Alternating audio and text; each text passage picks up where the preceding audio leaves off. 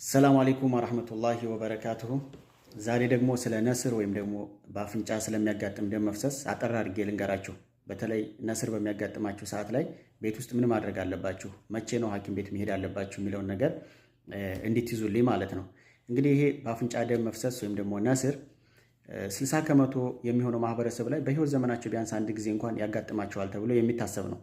አብዛኛዎቹ ነስር ምክንያቶች ህይወት ላይ ብዙም ጉዳት የሚያደርሱ አይደሉም።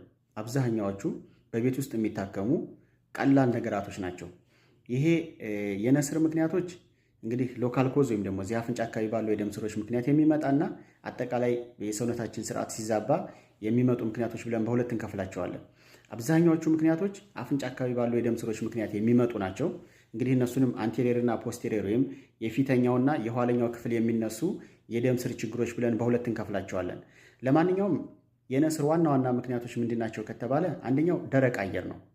እንግዲህ ነፋሻማ አየር ጸባይ ሲኖር ወይም ደግሞ ከፍ ወዳለ ቦታ ወደ ተራራ ቦታ ስንወጣ ነፋሻማ ደረቅ ንፋስ ወደ አፍንጫችን ስለሚገባ ለነስር አንዱ ምክንያት እሱ ነው ማለት ነው።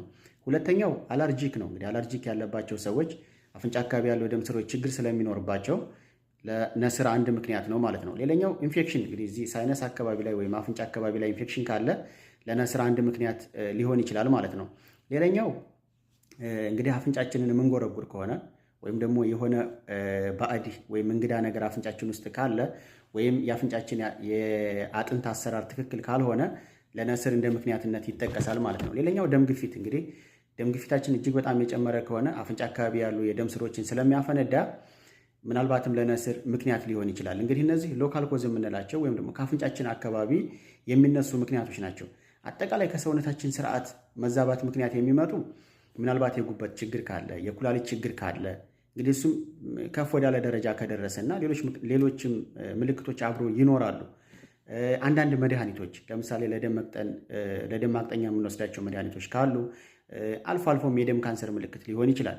አብዛኛዎቹ ግን የሚመጡት በሎካል ኮዝ ምክንያት ስለሆነ ያን ያክል የሚያስጨንቁ አይደሉም። በተለይ በአንድ አፍንጫ ብቻ የሚመጣ ከሆነ ማለት ነው።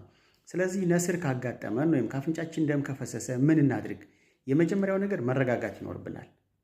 በአፍንጫችን ደም የሚፈስ ከሆነ የመጀመሪያው ነገር መረጋጋት ነው የሚጠበቅብን። ከዛ ቀጥሎ ቀጥ ብለን መቀመጥ ይኖርብናል።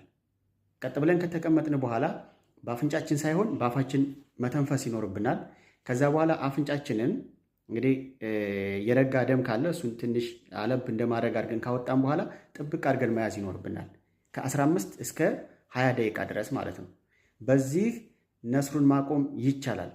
መንጋለል አይፈቀድም። እንደ አብዛኛው ስህተት የሚሰራው ብዙ ሰዎች ይንጋለላሉ።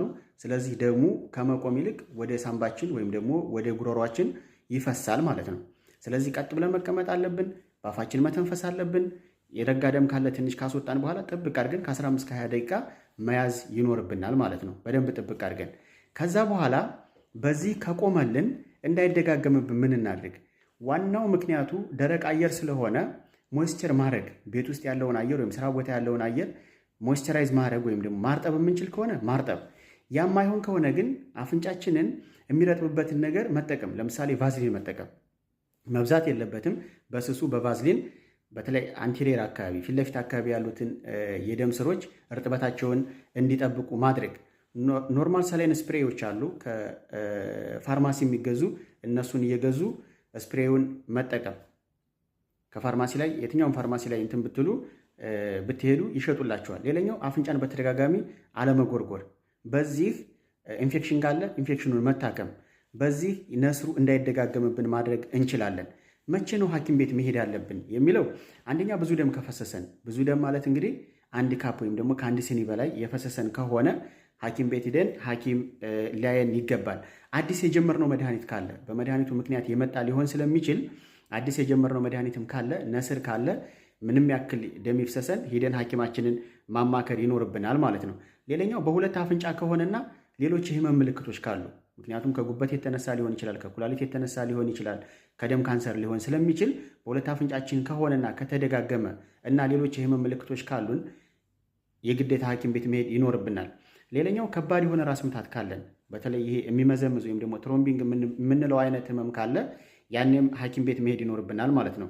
ከዚህ ውጭ ለመተንፈስ የምንቸገር ከሆነ ሐኪም ቤት ሂደን ሐኪም ማማከር ይኖርብናል ማለት ነው። ከዚህ ውጭ አብዛኛው ነስር ቤት ውስጥ ማኔጅ የምናደርገው ነው። የአፍንጫችንን እርጥበት በመጠበቅ ናዛል ስፕሬዎችን በመጠቀም አፍንጫችንን ባለመጎርጎር የአየሩን የአካባቢውን አየር እርጥበታማ መጠበቅ የምንችል ከሆነ እሱን በመጠበቅ አብዛኛዎቹን ነስሮች ቤት ውስጥ ማከም ይቻላል ማለት ነው። በጣም ትንሾቹ ናቸው ለህይወት አስጊ የሚሆኑትና ሐኪም ቤት እንድንጎበኝ የሚያስገድዱን።